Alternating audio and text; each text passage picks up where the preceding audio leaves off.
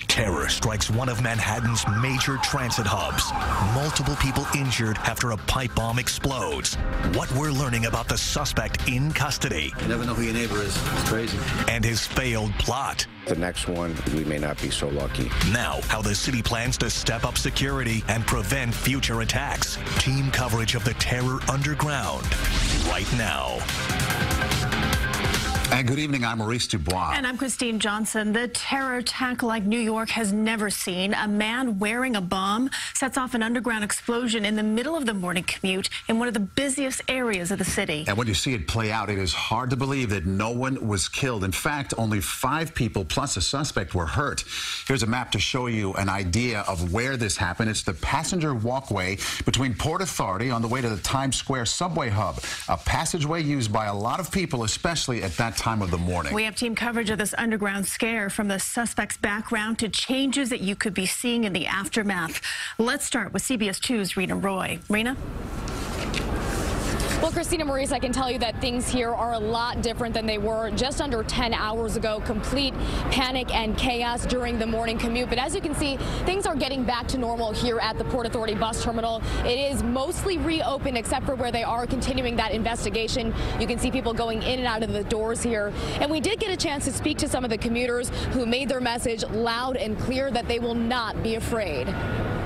As armed guards stay perched above and below ground tonight, New Yorkers taking the subway home won't let today's attempted terror attack stop them from living life as normal. If you look around now, we have plenty of the finest men and women in the city protecting us, so I feel perfectly safe going in. I also think that it's wonderful that they haven't shut it down. They've opened it up. They did what they had to do, and New Yorkers are going to keep moving on and not let something like this stop them. And right past that wooden barrier is where commuters were walking when that bomb went off at around 7:20 this morning. You can see hours later it is still closed off as this investigation continues. I was heading down to the Uptown E train and I heard a loud explosion behind me up the corridor.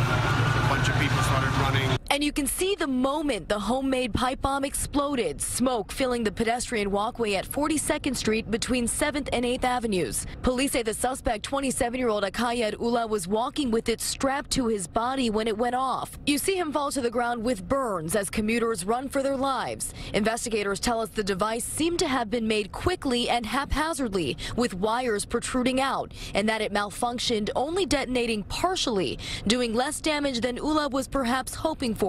Sources tell us he appeared to have a second device in his vest. It was affixed to his person with a combination of Velcro and zip ties.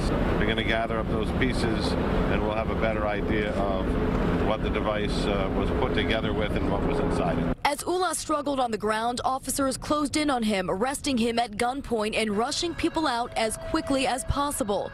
Thousands were affected by the snarled traffic and temporary subway shutdowns as city, state, and federal officials immediately launched their investigation. 5 people took themselves to the hospital with minor injuries. Jill O'Hara is counting her blessings after her close call. I walked through that corridor, and then I heard I was on the 7:30 bus on the second floor, and then I heard it happened at 7:20. I literally missed it by minutes.